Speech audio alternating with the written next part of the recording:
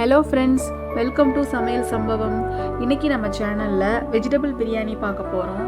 அதுக்கு முன்னாடி நம்ம சேனலை நீங்கள் சப்ஸ்கிரைப் பண்ணலன்னா சப்ஸ்கிரைப் பண்ணிக்கோங்க. பிரியாணினாலே எல்லாருக்கும் ரொம்பவே பிடிக்கும். இந்த பிரியாணியில் கேரட், பீன்ஸ், உருளைக்கிழங்கு, சோயா சங்க்ஸ் எல்லாமே போட்டு நம்ம சூப்பராக ரெடி பண்ண போகிறோம். இப்போ பிரியாணி பண்ணுறதுக்கு முன்னாடி நீங்கள் பிரியாணி பண்ணுறதுக்கு தேர்ந்தெடுக்கிற பாத்திரத்தை பற்றி பேசிடலாம். ஒரு அகலமான குக்கர் எடுத்துக்கோங்க. ரொம்ப நீளமாக இருக்கிற மாதிரி எடுத்தீங்கன்னா பிரியாணி குழஞ்சிடும், அடியில எல்லாம் குழஞ்ச மாதிரி ஆகிடும். அதனால் பிரியாணி செய்யும்போது எப்போவுமே அகலமான பாத்திரம் வச்சு சமைங்க. அப்போ தான் உடையாமல் ரொம்பவே நல்லா வரும். இப்போ வாங்க வீடியோக்குள்ளே போகலாம். இது பண்ணுறதுக்கு தேவையான இன்க்ரீடியன்ஸ் என்னென்னு பார்த்துடலாம். 6 பிரியாணி இலை, 2 துண்டு பட்டை, ஒரு ஜாதி பத்திரி, ஒரு கல்பாசி, கொஞ்சமாக அனாசிப்பூ, 4 கிராம்பு. அடுத்ததா காய்கறிகள் என்னென்னு பார்த்துடலாம். நைட்டே ஊற வச்ச பட்டாணி 150 gram, 150 gram beans, 150 gram carrot, ஒரு பெரிய உருளைக்கிழங்கு.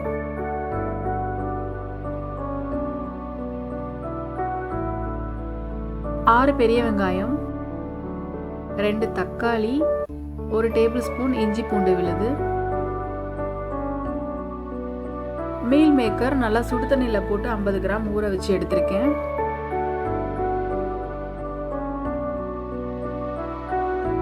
ஒரு கட்டு புதினா தலை, மல்லித்தலை. அடுத்ததா 600 கிராம் பாஸ்மதி அரிசி. ஃபர்ஸ்ட் இந்த அரிசியை அரை மணி நேரம் தண்ணியில் ஊற வச்சிடலாம்.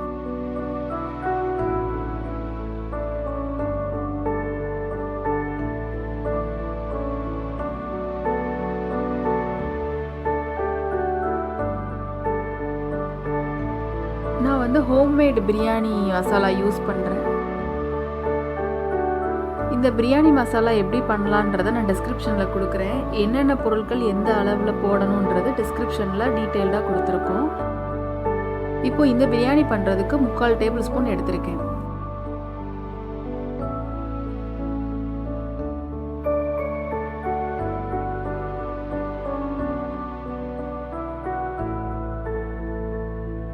பிரியாணி செய்கிறதுக்கு ஃபஸ்ட்டு ஒரு பாத்திரத்தை வச்சு அதில் 2 டேபிள் ஸ்பூன் நெய் ஊற்றியாச்சு.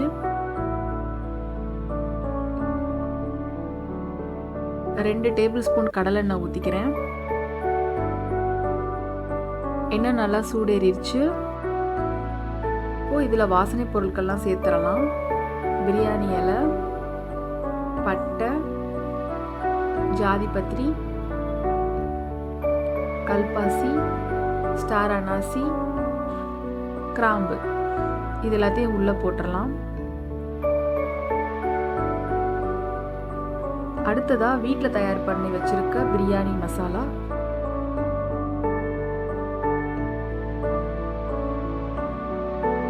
அடுத்ததா 6 பச்சை மிளகாய் எல்லாம் போட்டு நல்லா கிண்டிக்கோங்க.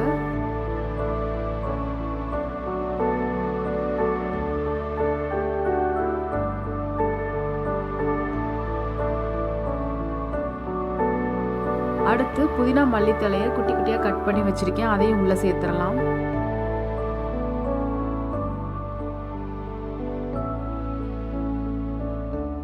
இப்போ இது வதங்கின பிறகு இதில் நம்ம கட் பண்ணி வச்சிருக்கிற வெங்காயத்தை சேர்த்துடலாம்.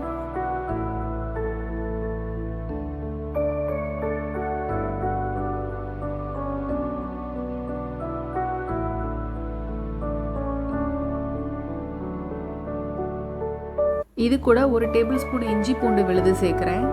இது சேர்க்கறதுனால ரொம்ப ஈஸியாக வெங்காயம் வதங்கிரும். கொஞ்சமாக மிளகாய்த்தூள் சேர்த்துக்கிறேன்.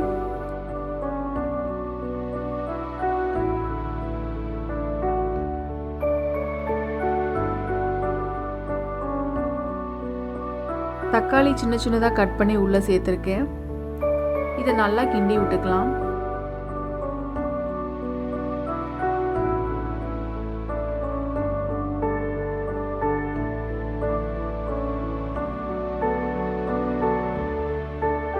அடுத்ததா வெட்டி வச்ச கேரட் 150 கிராம்,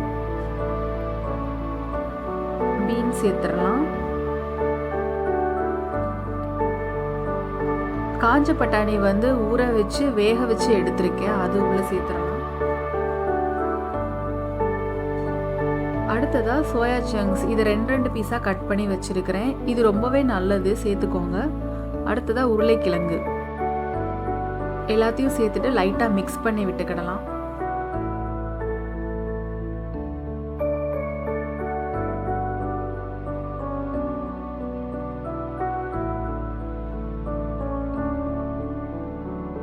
இப்போ காய்கறி ஓரளவு நல்லா வதங்கிடுச்சு.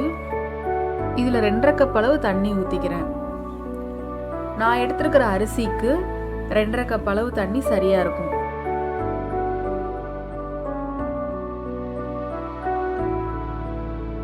இதுக்கு தேவையான அளவு உப்பு சேர்த்துடலாம்.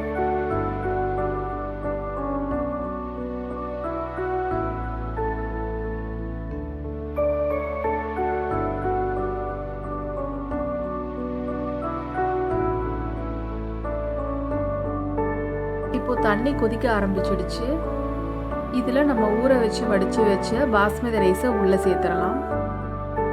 எப்பவுமே பாஸ்மதி அரிசி 1 கப் எடுத்தீங்கன்னா 1.5 கப் தண்ணி ஊத்துங்க, அளவு சரியா இருக்கும்.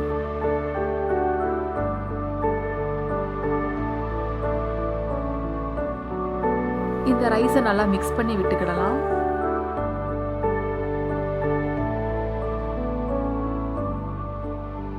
இப்போ இதை மூடி வச்சு ஒரு விசில் வர்ற அளவுக்கு வெயிட் பண்ணலாம். ஒரு 15 நிமிஷம் மீடியம் ஃப்ளேம்ல வச்சு குக் பண்ணிக்கோங்க.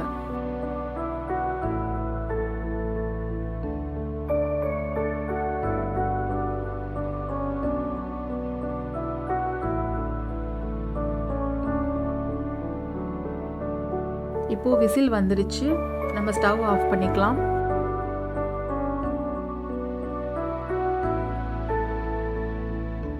அடுத்ததா நம்ம ரைத்தா எப்படி பண்றதுன்னு பார்க்கலாம்.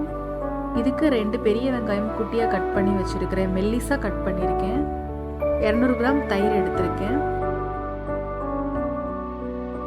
கொஞ்சமா உப்பு. அடுத்ததா கொஞ்சம் மல்லித்தலை, ஒரு பச்சை மிளகாய், வெள்ளரிக்காய் பாதி எடுத்திருக்கேன்.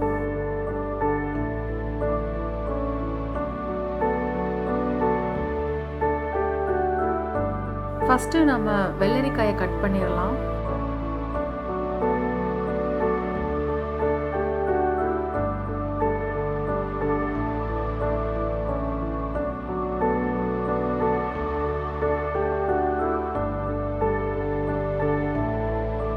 அடுத்ததா கொத்தமல்லி தலையை கட் பண்ணிடலாம். ரொம்பவே சின்ன பீசஸா கட் பண்ணிக்கோங்க, அப்பதான் நல்லா இருக்கும். அடுத்து மிளகாயும் கட் பண்ணிக்கிறேன்.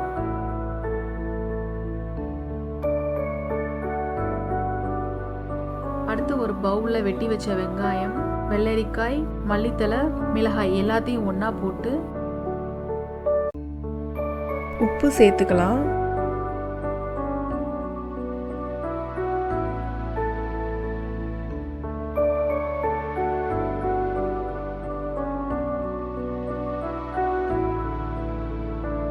அடுத்ததா தயிர் ஊற்றி மிக்ஸ் பண்ணிக்கலாம்.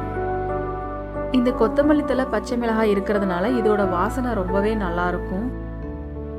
நெக்ஸ்ட் நீங்கள் தயிர் பச்சடி பண்ணீங்கன்னா இதை சேர்த்து ட்ரை பண்ணி பாருங்கள், ரொம்ப நல்லா இருக்கும். இப்போ பிரியாணி ரெடியாக இருக்கு, நம்ம சர்வ் பண்ணிடலாம்.